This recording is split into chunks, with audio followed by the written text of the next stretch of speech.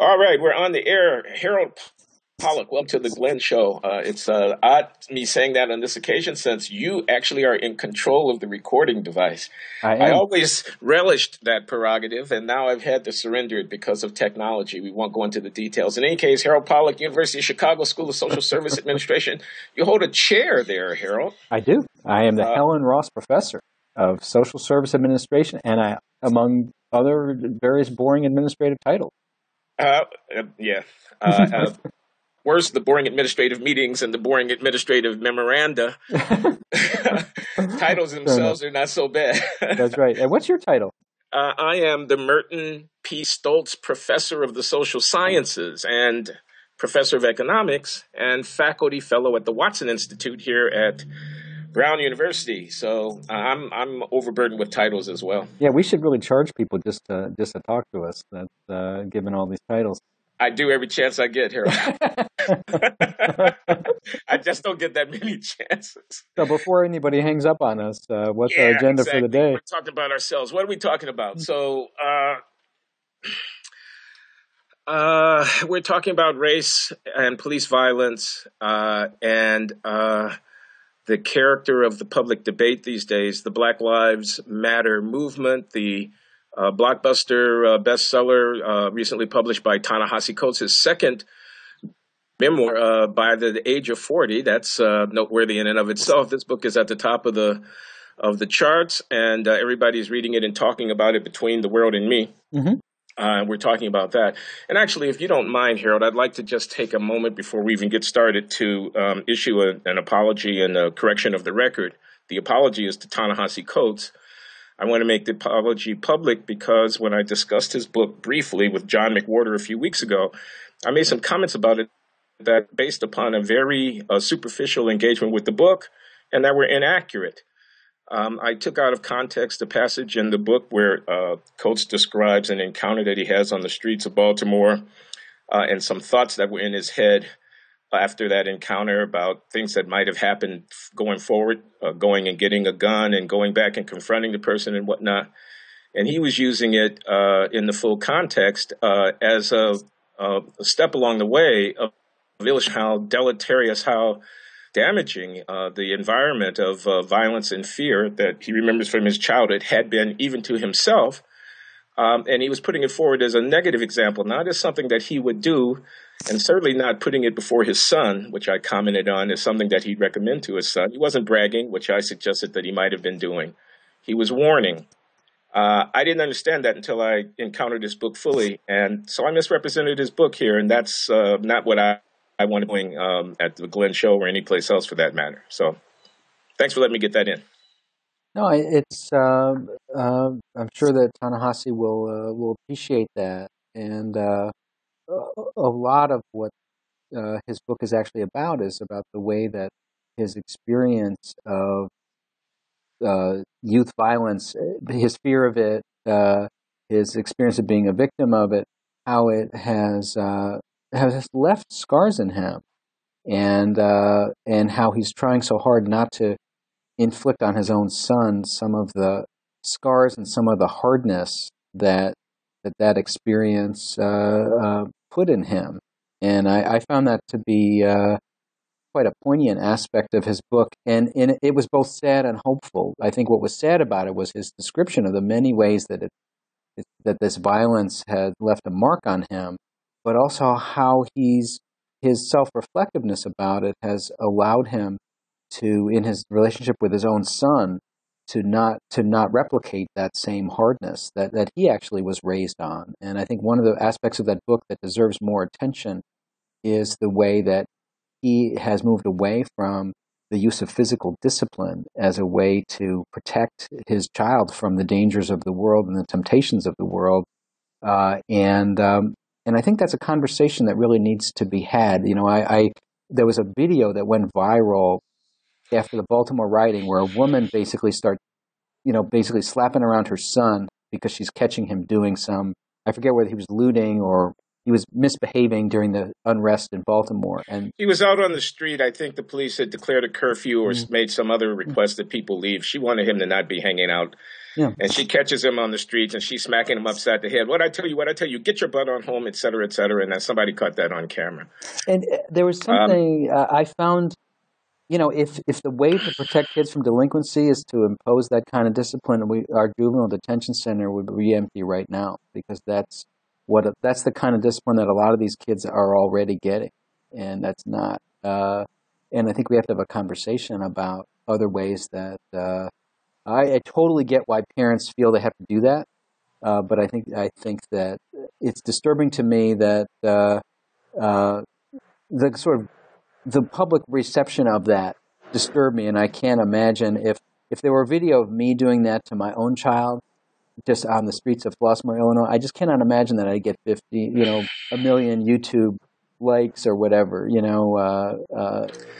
I think though some of those likes were not so much celebrating corporal punishment. They weren't, necessarily congratulating this mother for hitting her kid, as they were just acknowledging how important thought that mothers take responsibility for the behavior of their children, are actively engaged in trying to dissuade their children from patterns of behavior that are self-limiting and debilitating. So here was a mother who loved her kid enough to get out in the streets and discipline him. Now, the fact that she was using physical violence to discipline him is going to be disapproved of in many quarters. We could have a talk about corporal punishment. I don't have a position, frankly, one way or the other. Maybe there are cultural differences, Southern versus Northern, or Black versus white. I don't know. I wouldn't be surprised to learn that such differences exist. Yeah.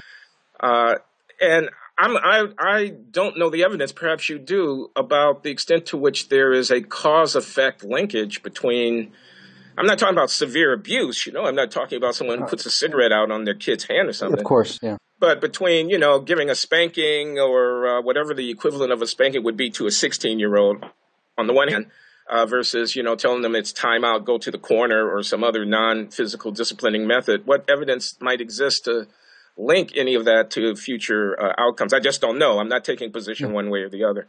Yeah. But I must say that when I saw that mother doing what she was doing on that video, I was a little cheered by it too. I was cheering her on, only because I wish more mothers and fathers, and I wish that there had been more fathers present, were, enough aware of and enough concerned about what's happening in their kids' life to try to head off, bad outcome. Don't hang out with these guys who are selling dope or, dealing in guns or whatever. Don't think that, being popular because you can swagger is a way of really getting ahead, something like that. No, I agree with that. The love is there, the attention is there, the passion and commitment is there, and I admire that.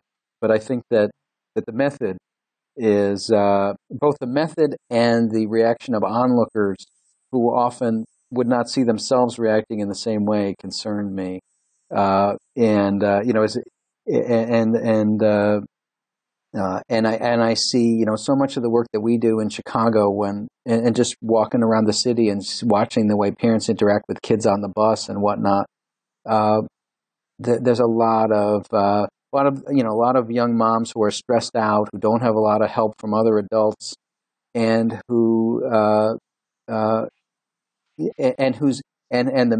method to try to elicit compliance and good behavior from their kids is a little over reliant on corporal punishment. I think is a concern, but I think the broader point that I wanted to bring out that I found moving in the book was the way that he was thinking through the reflexes that he had developed because of his own need to be self-protective, growing up in a pretty tough neighborhood, and the way that he was self-reflective about it enough to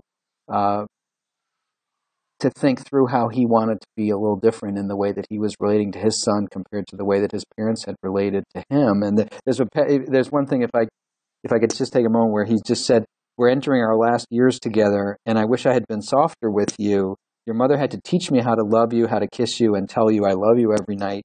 And even now, it doesn't feel like a wholly natural act so much as it feels like a ritual. And it's because I'm wounded. It's because I'm tied to the old ways which I learned in a hard house It was a loving house, even as it was besieged by its country, but it was hard. And I read that and I thought, if a lot of us who are fathers have to be reflective in different ways for our own backgrounds, but I found that very, very moving, and it was hopeful that he was able to do that, given a lot of the other things he describes in the book. Yeah, I'm not going to argue with that. Loving your kid and trying to not replicate in the kid's life scars of your own, from your childhood and such. This is a good thing, Ta-Nehisi Coates or anybody else. Yeah. And yes, there are many moving passages in the book, and the writing is of more than just passingly acceptable quality. It's well written, if not Baldwin-esque. I actually on this point about physical violence and about hardness, found interesting, and I think worth discussing the nature of the argument that Coates is making, this besieged environment that he talks about, besieged, of course, by white America, by white supremacy, and by whiteness. Yeah. Ultimately the source. That's the prime mover of these dynamics. Parents are harsh with their children because they don't want their children to be overtaken by the presumed harshness of a world into which those children will be entering. And that harshness is not only, or even mainly, gangbangers on that block. That harshness is a white police officer who's not going to take back talk for an answer. That harshness is an employer looking for an excuse to give you the boot. Yeah. And that harshness is a cold, cruel, indifferent world, which if you think this dream about America being a land of prosperity and open opportunity is true for you, you got another thing coming, and you better harden your attitude right now. The world hates you. It hates you because you're black. And I don't know that that's a good thing to be telling one's child. I'm trying to turn the table on you here a little bit, Harold Pollack. I don't want my kid to grow up being a gangbanger because I had to grow up being a gangbanger. But do I want my kid to grow up being so pessimistic about the possibilities of America when it takes an exaggeration of the reading of the social facts to come to some of the conclusions that I think Ta-Nehisi Coates has come to in this book? The American dream is a fraud. Try telling that to all the immigrants who are knocking down our doors trying to get in here.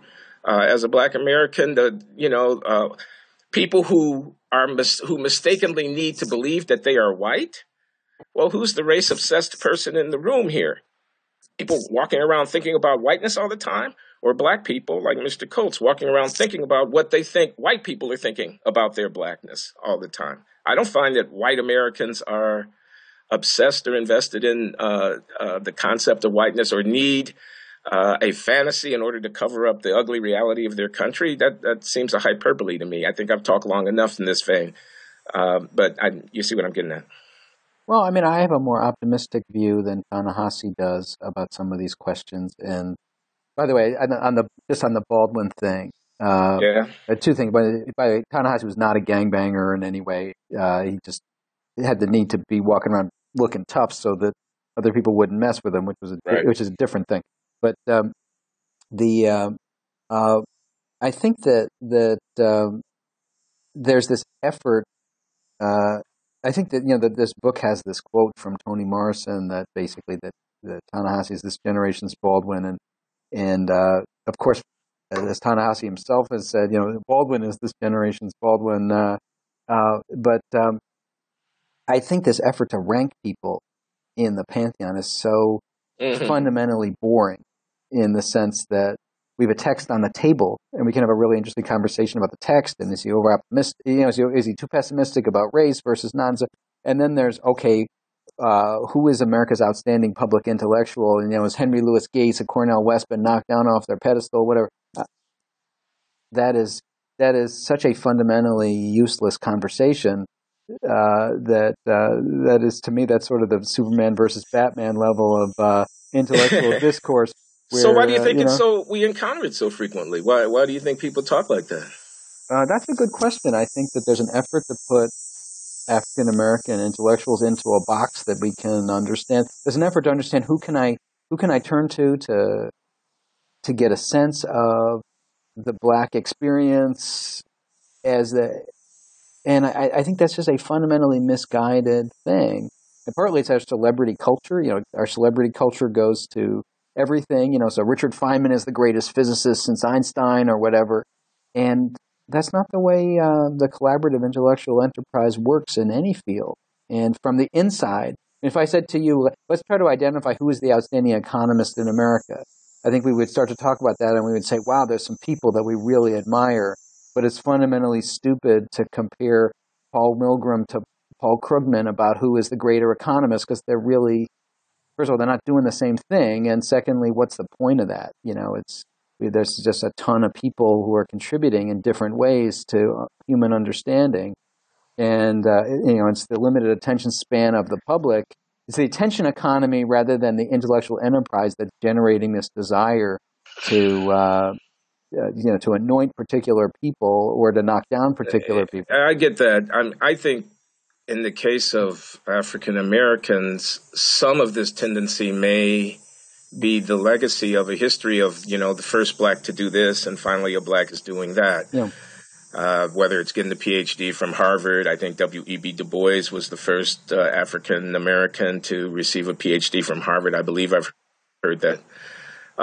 And they were still saying it when I was appointed. They were still using this first kind of talk when I was appointed a tenured professor of economics at Harvard, because I believe I was the first African American to be appointed a tenured. We're going to work our way down from W.E.B. Du Bois to Glenn Loury. But the first black is still, has some kind of cachet. Well, Glenn Loury had some, Glenn Loury did some good stuff. And, I'd like to think so. Yeah. Okay. But enough about that. Yeah. It was certainly a well-earned tenure, whether it was the first of whatever. But I'd love for people to say, this is the first guy who got tenure in Harvard who wrote that really fascinating discussion of intergenerational transmission of inequality. Actually, they read the paper in Econometrica and so forth. That would be great. Exactly. Yeah. That would be great. Yeah. But back to Coates and Baldwin, because I actually I had a long drive from the Outer Banks of North Carolina, where I was vacationing with my family and coming back up to New England. Mm-hmm. And I listened to an audio book of Between the World and Me that was narrated by Ta-Nehisi himself, which was quite interesting. So, for example, he uses the verbal construction police, which is the way you would say. I mean, his diction and his elocution is absolutely impeccable of the English language, except when it gets to the pronouncing of that word. That rings in my mind. I say, my brother's got a point here. I know what he's saying. I know what he's doing here about the police. He's talking to me. I can hear him, Mm-hmm. And stuff. And I also listened to The Fire Next Time, an audiobook, James Baldwin. Oh, I've got to do that. That must be a wonderful It's very much worth doing. I mean, I don't know the name of the gentleman who narrates it, but he's absolutely fabulous at speaking this book. There are a lot of similarities I found between the two, not so much the literary style, but so this point, the world has beat us down. We've internalized that beating and we replicate it with ourselves. This is one of Baldwin's points that comes through very vividly. The assault on the conception of whiteness and race and the extent to which it operates in the service of people who are privileged, who seek to justify the prizing by whites of their innocence. They're seeking to be absolved of the responsibility for what history of slavery and the Jim Crow mistreatment of African Americans has wrought, looking to every corner for an excuse for it other than their own moral culpability. These are themes that I find in both works. So I'm not surprised that someone like Toni Morrison might have mentioned Baldwin in the same breath as commenting on Ta-Nehisi's books. Although, it is, as he himself would say and has said to me, I'm no James Baldwin. I never said I was any James Baldwin. Like you say, James Baldwin is James Baldwin. Yeah. They're it's, by the way, I do think, of course, when you put those two books side by side, the differences in the two societies in which the books were written is so profound. And Ta-Nehisi actually alludes to that, where he talks about the incredible diversity of New York City that he is experiencing. That, there's the reality that there are more Latino Americans than there are African Americans, and clearly, that is the country is a fundamentally less white place in 2015 a fundamentally less white place, fundamentally less white-black place than it was in 1963. And I don't think anyone exactly knows the implications of where this is going. But it's not just that, I mean, one argument is, well, we now have a black president. And so, there's a certain naivete where you could say, well, we've ended our race problem because we've elected a black president. And that's obviously stupid. But there's this idea that our society is a more fluid thing in a way that no one quite understands where it's going. But the America of 2050 is one that, that really will be the locus of political power, economic power, social authority is going to be much less with people who sort of self-identify as white in an obvious way. And I don't quite know where that leaves blackness. But we're going to be we're in a different place. Well, we're certainly in a different place, and we're in a better place, and we're not just in a different place. Yeah. And this is one of the things that annoys me about the Manichaean outlook that this book, Ta-Nehisi Coates' book, Between the World and Me, projects. Baldwin in 1961 predicts basically that white America is going to run aground. Okay, he thinks that the emergence of the newly independent countries in what would have been called then the Third World in the global South, in Africa and Asia, is a harbinger of the beginning of the end of white global hegemony. He thinks, Baldwin does, that the society is so spiritually corrupt, doesn't know how to love, doesn't know how to be honest with itself about what, and this is part of what, from my reading, gives such enormous power to the literary expression in that book of Baldwin's, that it's going to run aground. He credits, at least seems to, the demands of the black Muslims.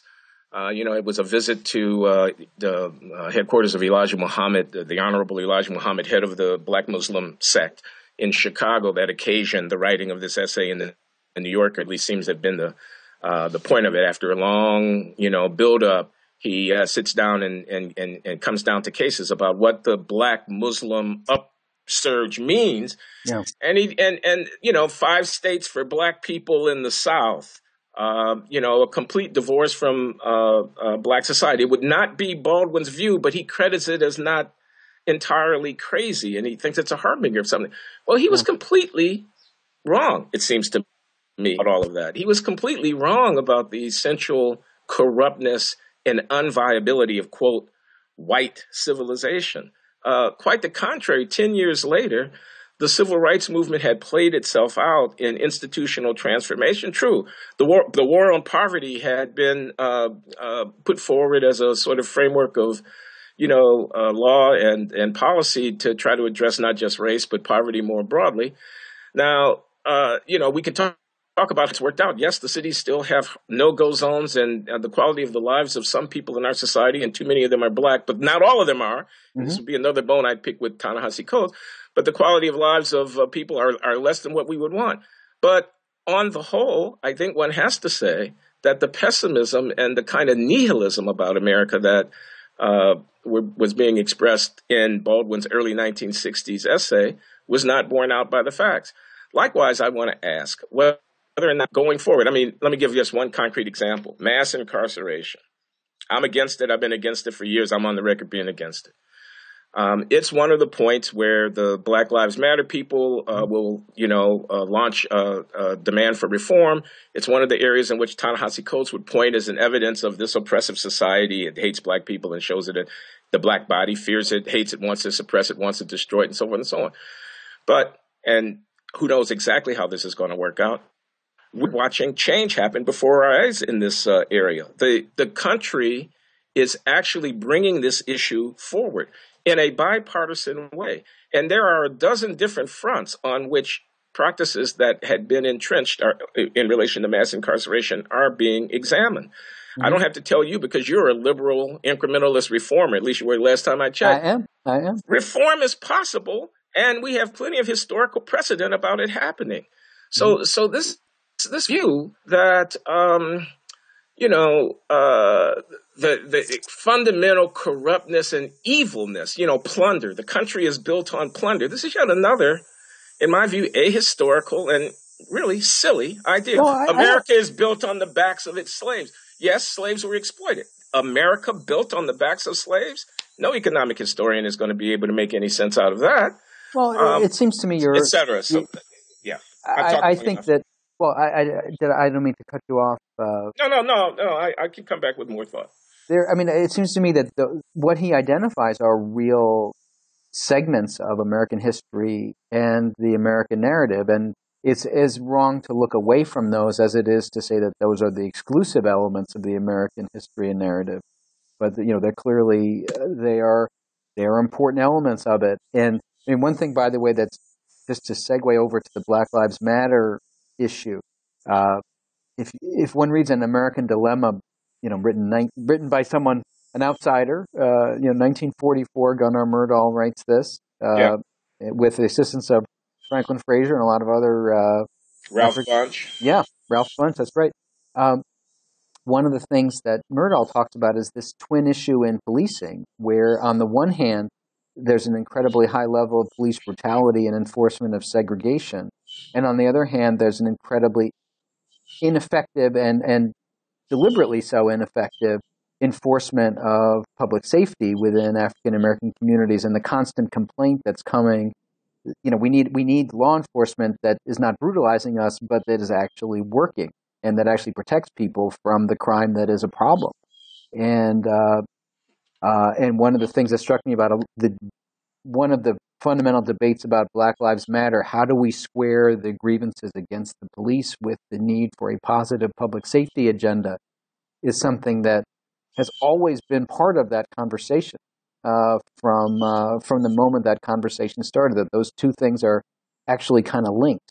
In the same forces that allow officers to be brutal with impunity also allow officers to just be passive and inoperative with impunity.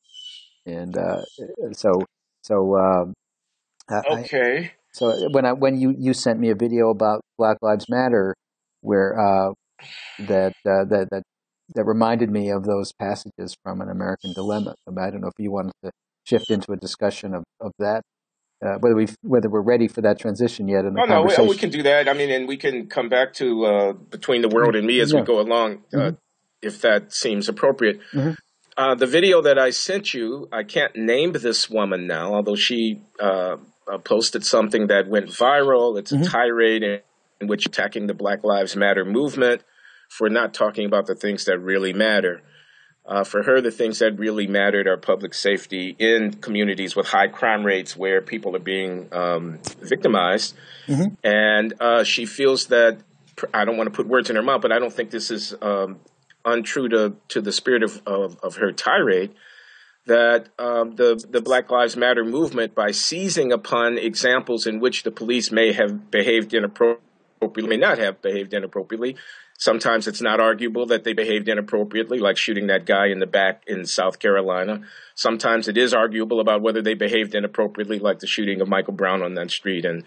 Ferguson, Missouri. But whether arguable or not, she's saying, look, you're siding with the thugs, quote unquote. You're siding with the bad actors, the ones who are making our lives miserable, the ones who walk around, strutting around in our community, carrying guns, violating people, robbing, and so on.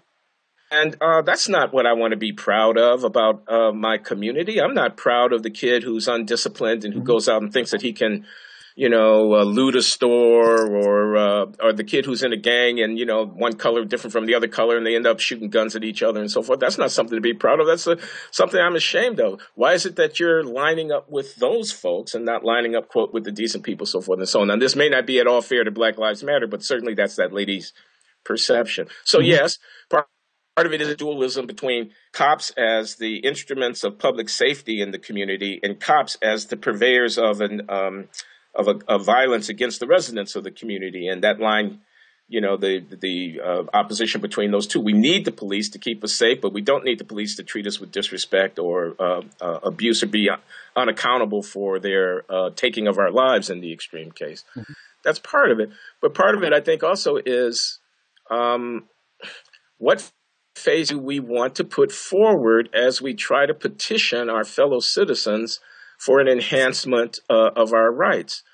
Do we want to be in the position of, oh, I don't believe the cops. So Sandra Bland is dead after an arrest and having been put into a jail, and she is said to have taken her own life. Tragic. The interaction between her and the police officer that led to her arrest is recorded, and the police officer apparently stops her for a relatively flimsy reason and then takes exception because she's not yes sir, no sir when he comes up to talk to her. One thing leads to another. The situation isn't handled well. She's arrested, and she goes into this jail cell, and then she's pronounced dead. Asphyxiation. A medical examiner concludes that it's suicide.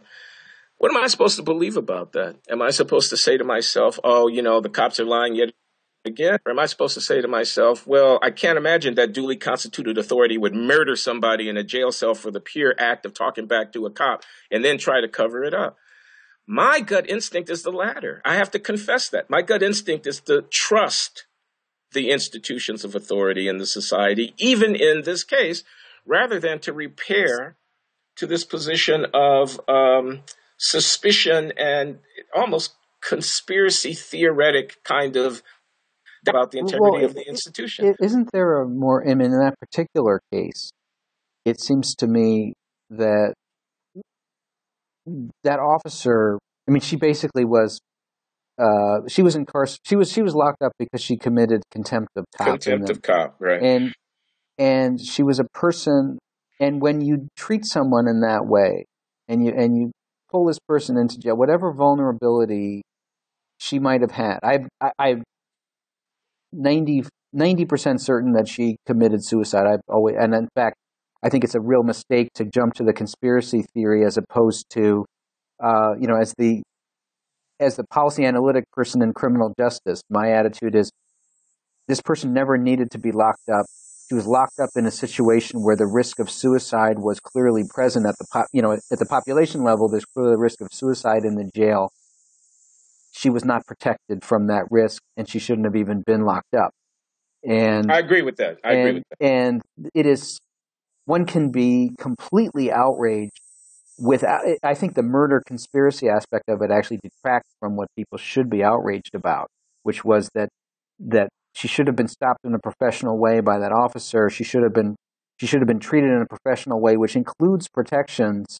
I saw a picture of the inside of that jail cell, and it is a clear suicide risk in that. And I was just in the Cook County Jail. I did this, with Phil Cook and others. I was the led a study where I spent a lot of time in the Cook County Jail. And there's a very large number of people in the jail setting who just had something very traumatic happen to them and who have various kinds of mental health vulnerabilities. And protecting people from self-injury is basically page one of the playbook. And to me, they are quite culpable from beginning to end of that episode, for what happened to that woman. And it's a distraction to argue that she had been murdered. From my perspective, given what I know about the evidence, is a distraction to start going down that road. But that's where a lot of people go with this, Harold. I mean, I was watching Meet the Press a couple of weeks ago when the woman who runs Demos, I can't recall her name now, an African-American woman, very well-spoken and intelligent person, by all appearances, referred to Michael Brown's death as murder. She says something about, quote, the murder of Michael Brown. And I saw eyebrows raised by two or three of the other people who were on camera at the moment that she said that. But nobody circled back to say, well, why are we using that kind of language to talk about this event?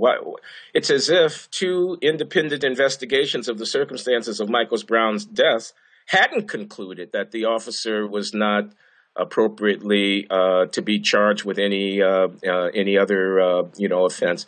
Yeah. So it enters into the consciousness as murder. He was murdered. What is Ta-Nehisi Coates' son and Michael Brown's death figures in this book?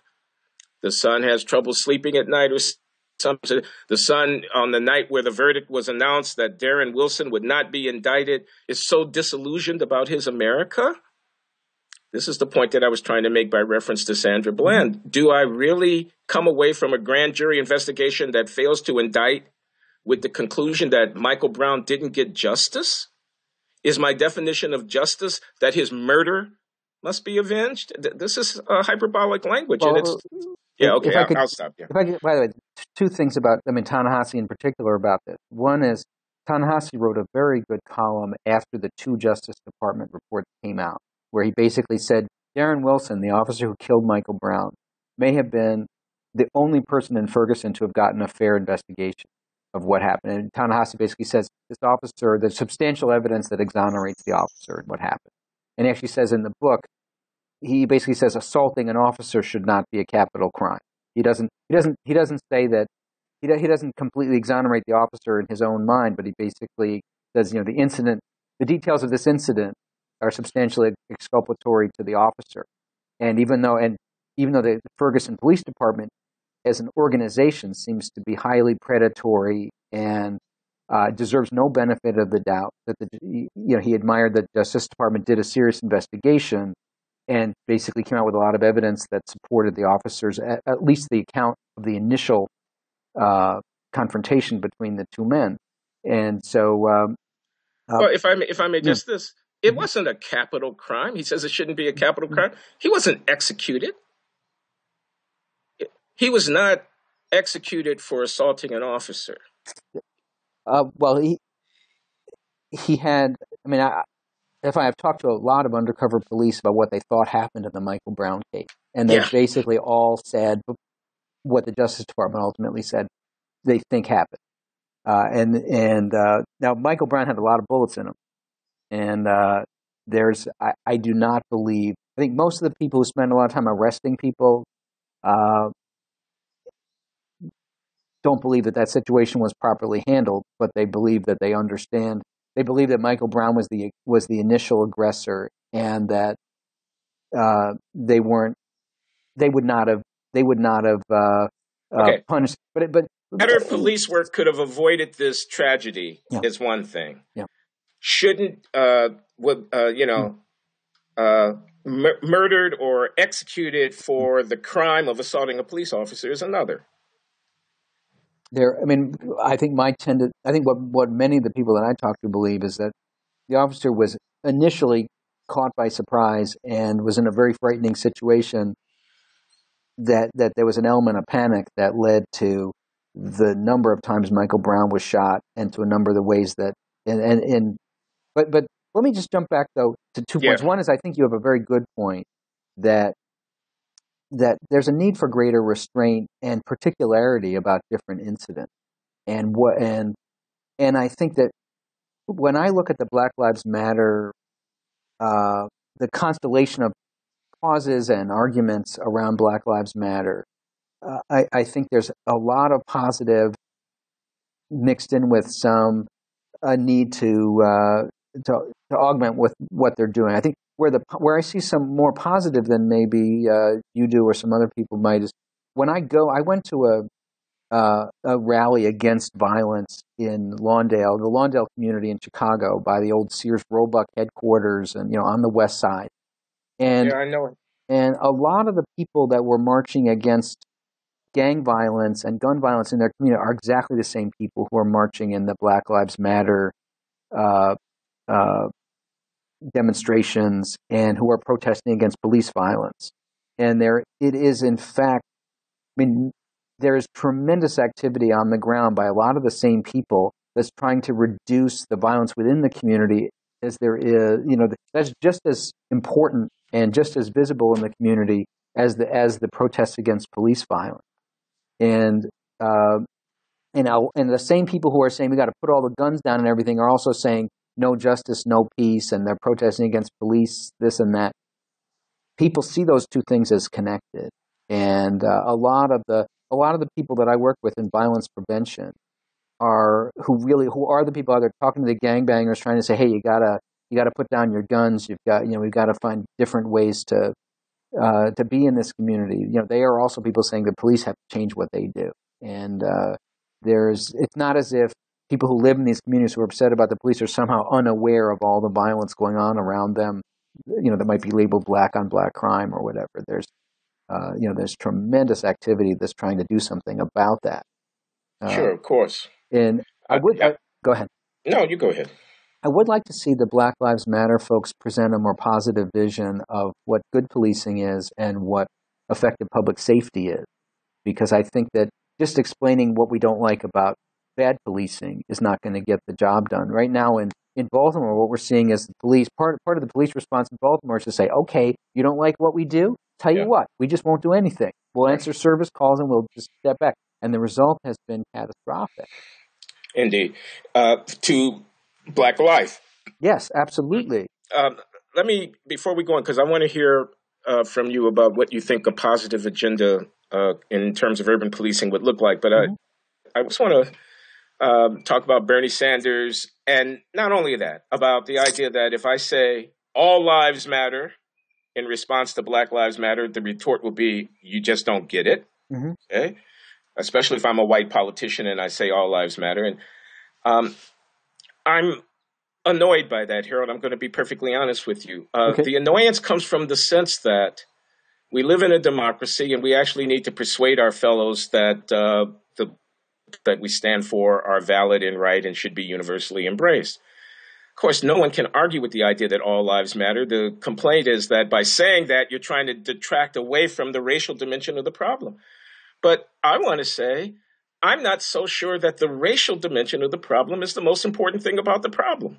I want to say particularly that if we start talking about white police officers and what they do to black defendants, we may soon find ourselves in a world where people are talking about assailants and what they do to white victims. There's a reason why newspapers have the protocol, if there's a crime that they're reporting on, of not reflexively and automatically calling attention to the racial identity of the person who is involved in the crime. They may run a picture and then we can infer from the picture that the person was black or whatnot, but they don't have lead editorials or lead headlines on their articles saying black thug or black murderer or black assailant or whatever. And yet reflexively, we seem to be wanting to talk about these relatively few incidents of police violence against citizens in racial terms. Now, let me just try to pull all of this together.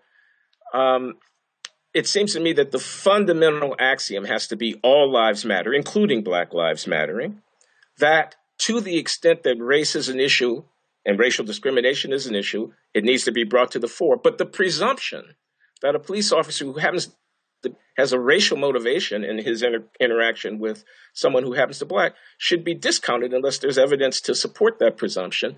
Likewise, the presumption that a person who happens to be committing a crime, and many black people commit crimes in this country, and they commit them against white people as well as against black people. The presumption that the race of that person who offends is relevant to an assessment of the crime should be and is in most practice discounted. And so I'm worried about the salience that's given to racial as the beginning and the end of an argument about justice for Michael Brown.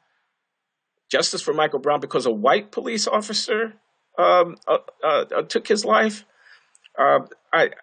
There's something that strikes me as it's not robust. It's not a kind of rhetoric that's only going to be able to win the argument in a broad enough way to change the institutions and the allocations of resources and the laws that Hillary Clinton was talking about with the Black Lives Matter people. I agree with. I certainly agree with you that all lives matter, and that the messaging of and that an inclusive message is going to reach the entire society in a way that's more likely to be successful than a narrower message. And there is, I think, Bernie Sanders actually cares what the Black Lives Matter demonstrators think of him. If they showed up and try to grab the microphone from several of the Republican candidates, the security would kick them out and they would tell them fuck off, and the audience would cheer. And black votes don't matter in the Republican primary, so the Black Lives Matter demonstrators don't matter a whole lot in that, except as the stage extras, at least until you get to the general. Right.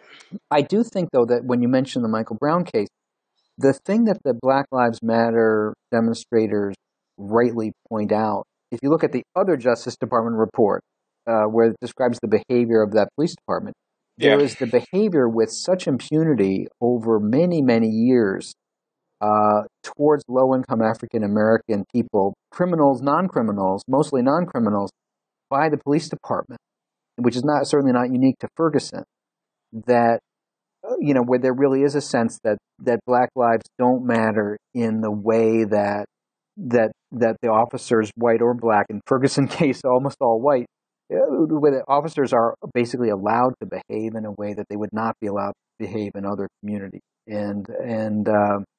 I mean, it is reading that Justice Department report about the Ferguson Police Department, where every person, bitten within a long period of time by a police dog is African American, and where a guy who is just playing basketball and is resting in his car ends up being hassled by the police and loses his job because of the overstepping of the police department and the revenue maximization and all this kind of stuff.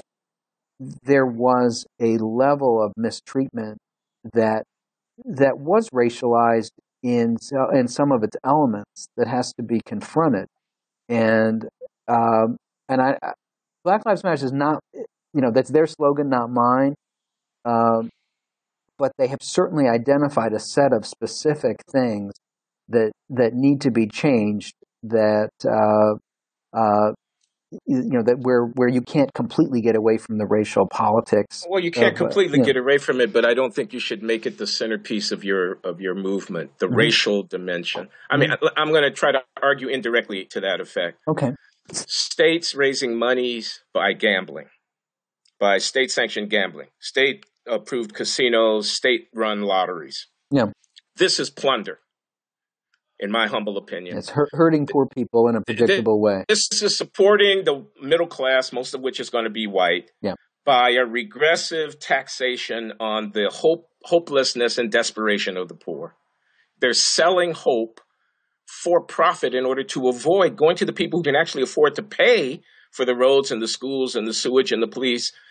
Instead of going and raising the tax monies from the people who can afford to pay, they're basically plundering poor people. By the way, reference to the great book "Selling Hope." You may continue. I'm aware of that book. Yes. So now I'm sure that blacks are disproportionately overly represented amongst the set of people who are paying this tax on hopelessness that the government is running. And I could imagine one approaching that question through the lens of the exploitation of black people, using a statistical disparity in the extent to which those revenues are being raised from black people. But it seems to me that would just be, it would be a mistake politically, and it would also be a mistake conceptually. Conceptually, it would be a mistake because the presumption that the government is doing this to black people is wrong, or in need of evidence that there's a kind of intent or intentionality about it. But it would be wrong politically, because if I actually want to get people rethinking the structure of public finance, I want to talk about how we're all in this together and how that's not the kind of country we are, which is a claim about us Americans, us black and white Americans. Yeah. I don't find that. I agree with you about that particular example. And I remember, by the way, you often see special interests trying to use racial politics. And in Washington, D.C., the bottling industry was trying to defeat a recycling initiative, and they basically ran a bunch of ads saying that the requiring a deposit on bottles they tried to racialize the politics of that in a way that was comical. I think that what your analogy misses, though, is there really is there's a racialized conception of crime in America that's a real thing, that we as a society, the link between black skin and criminality does go pretty deep, and we don't think of the lottery as a racialized issue, but we do think of crime as a racialized issue, and the fear of African American criminals and their use as a political prop and trope is a big part of our history. And so I think it's that is a big thread that runs through American racial politics, and that we can't completely discount. And police hassling of African American youth is a it is a part of our it is a big part of the everyday reality of millions of people, and every young person that I talk to in Chicago or I'm sure in any other city would tell you that it's affected them, and so I think it doesn't quite carry over to the lottery in the way that No, it doesn't. But it's I think more complicated too, and maybe more interesting than that's described. Of course, there is this association, and there is the implicit bias that goes along with it of race with criminality. My friend Khalil Muhammad's profound book, The Condemnation of Blackness, which studies race and crime and punishment in the decades between 1890 and 1930, and contrast the way in which problems of social disruption and crime among blacks were handled so differently than amongst lower class white European immigrant populations. The Condemnation of Blackness nails it, I think, and has a lot to say about the political and the intellectual origins and the institutionalization of this sort of racial bias and anti-black stigma. Yeah. Of course, it has to be observed that there's also a significant racial disparity in the participation in criminal offending, especially in violent crime. And it's very, very hard to not notice that or to ask people to disattend that, though I don't think it's, a bad thing to ask people to try to be aware of the subterranean racial bias that they imbibe just by being around in an environment in which there may be disproportionately high rates of offending. You can't avoid the evening news, but you don't have to let it run your life. Yeah. So the fact that most of the people in this population, that is black people, will not be criminal offenders ought to be the first order fact in a person's mind, even though feelings of fear that they might get in certain circumstances are not unreasonable given the things that happen in those circumstances. It's the management of those feelings, it seems to me, that one has to worry about. But I think that's what I want to say about that. Well, there's no question that one of the points that Ta-Nehisi makes, and that I think a lot of people have made that I think is right, is we have many levers to deal with, say, youth violence.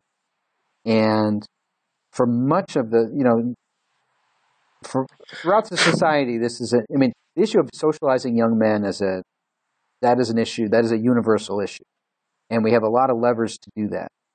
And among low-income kids of color, we deploy too few of the levers of positive social development, and we rely too heavily on the levers of within the criminal justice system. And it is striking when when I talk to people in Lawndale or Inglewood or whatever, and they say, you see that abandoned house, nobody's doing anything about that. And you see these kids that can't get jobs, nobody's doing anything about that. But boy, if one of those kids goes out and commits a crime, you are on that.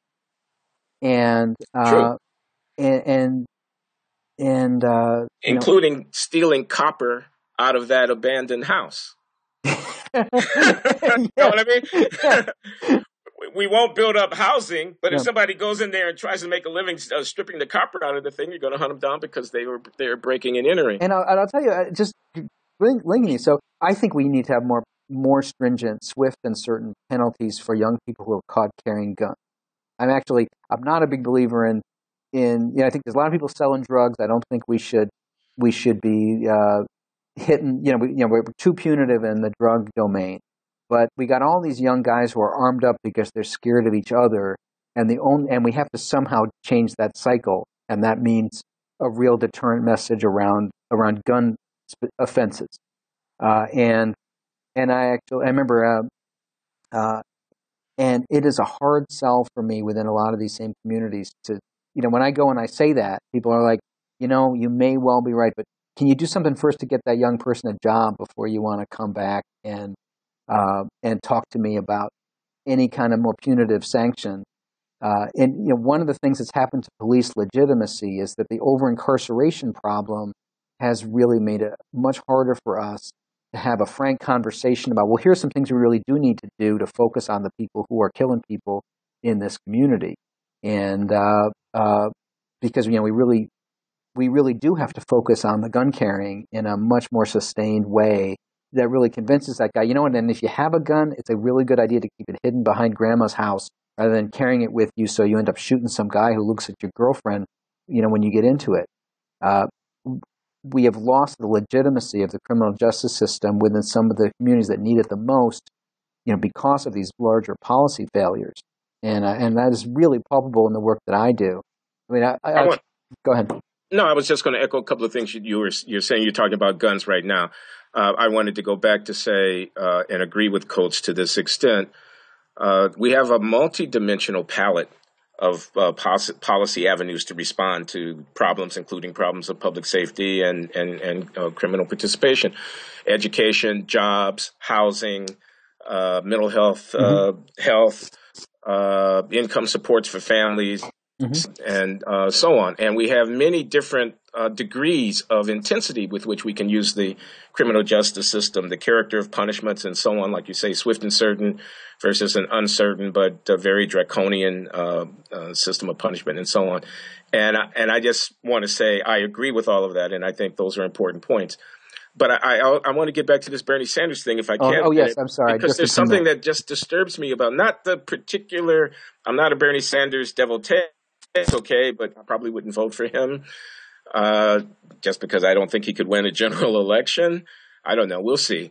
But I get that he's talking as a socialist about the structures that govern our economic and our political lives, about money and politics, about impunity on Wall Street and not just impunity at the station house, and about, the negative effects of trade on jobs. I'm not going to say I'm agreeing with Bernie Sanders about everything. He wants minimum wage through the roof. I'm not saying I agree with him about everything, but he's talking about the cause and effect dynamics of the economy and of the polity. That's where all the answers lie, it seems to me. And there's a seductive appeal when you've got the megaphone and you've got the moral high ground, as the Black Lives Matter people do to a certain extent. We'll see if they keep it. Okay, you have the incidents in Ferguson, Missouri, and in Charleston, South Carolina, and so forth. You got the high ground. Cleveland. We can go down the list. Yeah. Go ahead. Yeah, you could go down the list, and it seems to me a necessity to convert that cachet, that leverage, into something that has a more powerful shadow that casts down over the future. And if it's not Bernie Sanders, then it would be somebody else, but somebody who is engaged with a debate about those structures. And so to play the race card, I don't mean that pejoratively. I mean it as a description. Just may be politically inept. And not because you're not winning a popularity contest. They will respond saying, we didn't come out here to make people happy. We're not here to make white people feel good and so forth and so on. But what are you trying to accomplish, and how, the steps between here to there, they're going to get accomplished? And what's your broader framework? Not just a racial critique, slavery, Jim Crow, white supremacy, but a systematic critique, a critique that acknowledges what globalization is doing in the world economy, that looks at the implications of vast unequal distributions of wealth and who has their levers on the hands of power. That maybe even goes to the point of saying every politician who opens his mouth and says, I'm for the middle class, has just written off a third of the country and has indicated their unwillingness to do anything that the other 2/3 don't like. That might be necessary to make life. Anyway, I stop. You see what I'm getting at. Let me, I do, by the way, the particular incident I thought I was not a huge fan of what was done. First of all, it was boorish. To go and grab a microphone from a 73-year-old man, you're basically counting on the fact that he and his supporters care enough about the African-American community that they won't just, say, fuck off, have you arrested, and, send you on your way. And I think these particular people who did it, I don't think that, that it's not clear who they represent and so on. So, I think that if a bunch of people had gone and talked to Bernie Sanders privately and just said, we want you to here's our issue agenda, and we want, it would be nice if you included in your economic critique some of the race-specific issues that we are concerned about. My guess is Bernie Sanders would have said, you know what, I'm quite happy to do that, and then there was a sort of showboating there.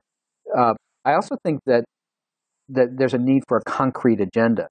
And by the way, I thought one of the things that I really admired that some other people associated with Black Lives Matter did, called Campaign Zero, where they actually have a concrete policy agenda. They said, this is what we want to see to reform police practice. And they have this, which put them, when I compare them to the Occupy people, which I'm not an Occupy fan at all. I found Occupy to be exactly the negative example that the Black Lives Matter people need to be looking at, because that was this huge thing that ended up not being particularly constructive from my point of view. Right.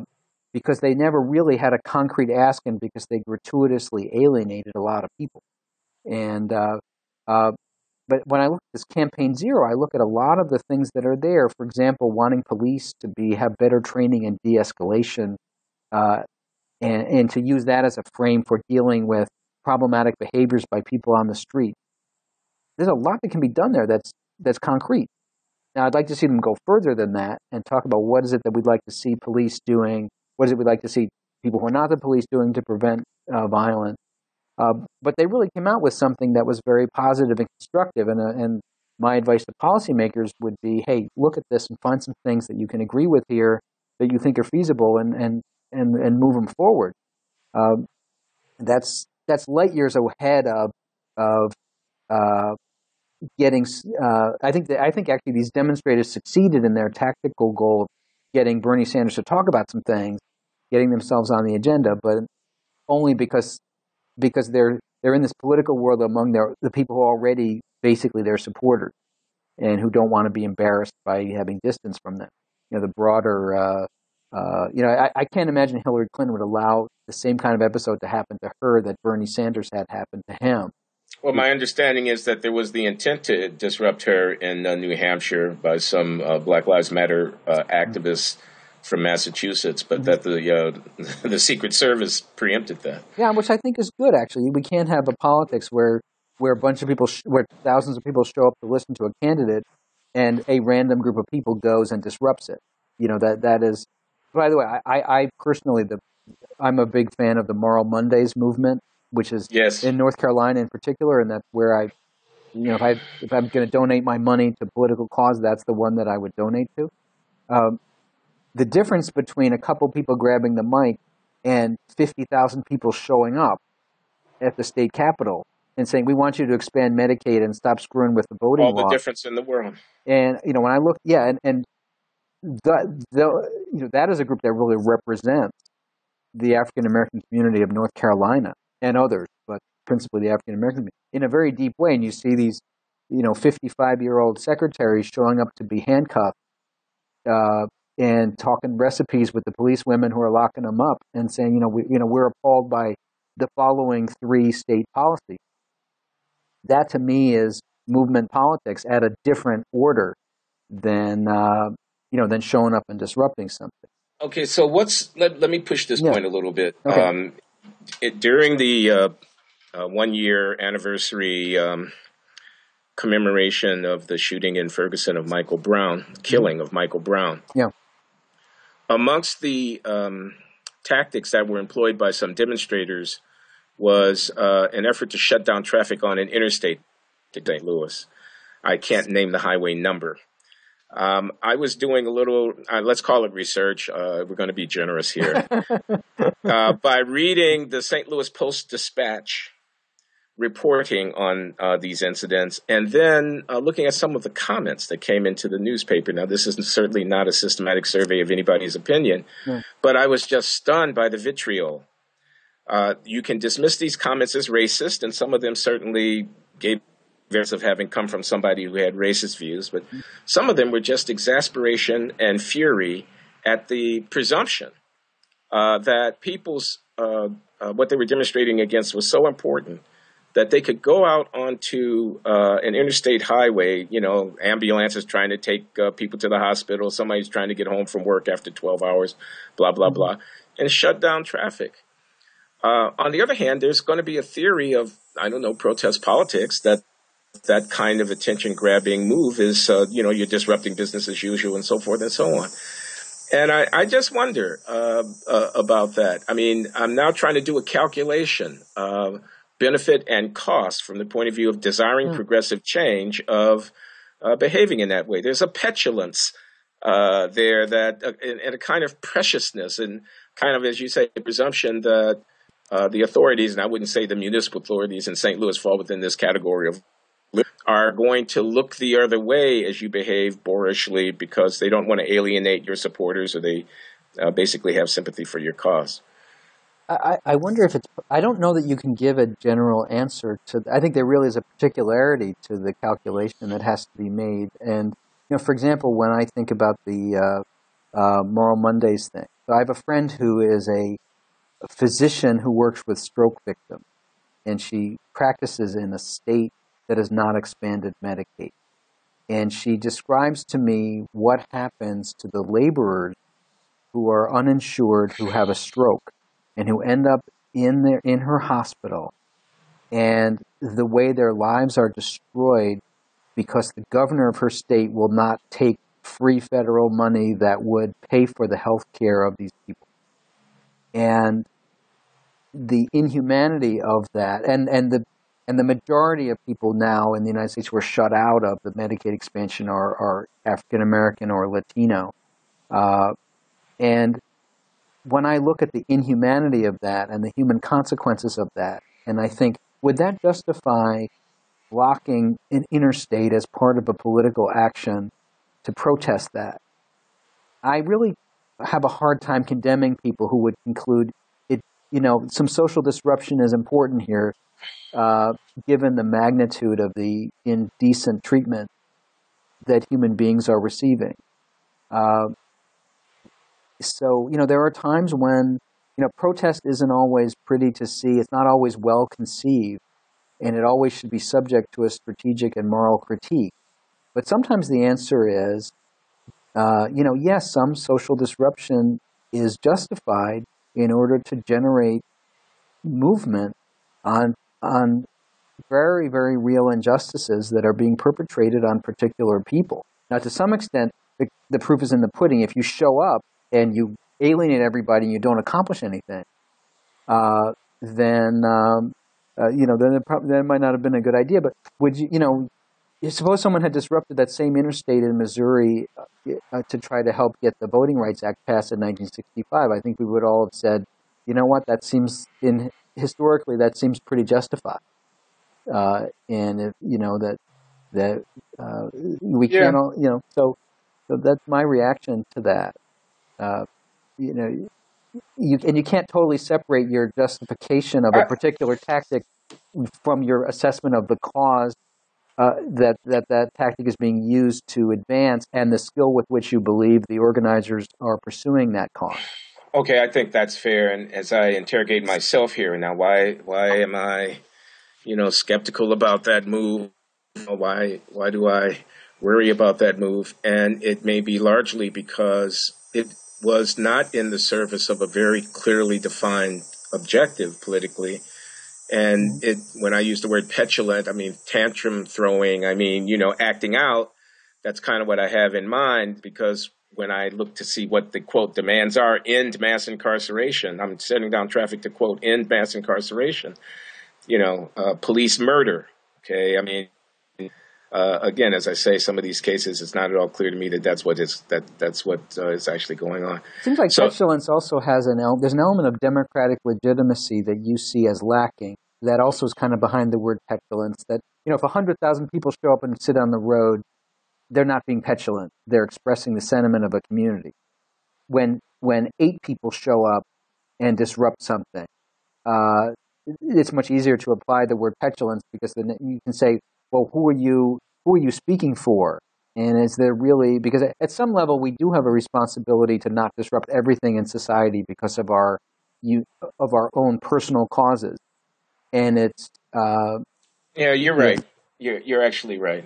I mean, I can imagine, there's a coup d'etat and we get people out in every city across the country in the tens upon tens of thousands and they won't go home and they're shutting down every freaking thing. Or there's a general strike and, now a lot of people are going to be in, transit and public safety and other things that are not going to be available. But the stakes are just that fundamental. These are, the straws of revolution in the air. And you know, revolution against unjust and oppressive systems is a good thing historically, and it's not going to be pretty or convenient to the people who experience it. So a lot does depend on context and does depend on how much money I give to and how much legitimacy I think they are imbued with those who are carrying out such acts. it's So by the way, it's interesting how historically, at any given moment, we may not see with clarity what the historical assessment will be. For example, suppose somebody shut down that highway right now because of the evils of factory farming or because of the climate change. And in the moment, they may look like a bunch of eccentric nuts. And in fact, as individuals, they may be eccentric because often eccentrics are the opening wedge of many social movements. It may be that 25 or 50 years later, people look back and say, "Wow, those people were really prescient." And we now view the idea that people were burning up the planet, or the idea that we had these cruel factory farms. We social norms have shifted, and we now see those people as consonant with our current beliefs. So there's, in a sense, they're throwing a card down and saying we think that people will see what we're doing and ultimately respond to it, or ultimately shift their belief. okay, Harold, we've been talking for a We while. I have been. think maybe we can call it a day. There's a lot left to explore on this front, so we should have another conversation sometime soon. We should. We should. Yeah. So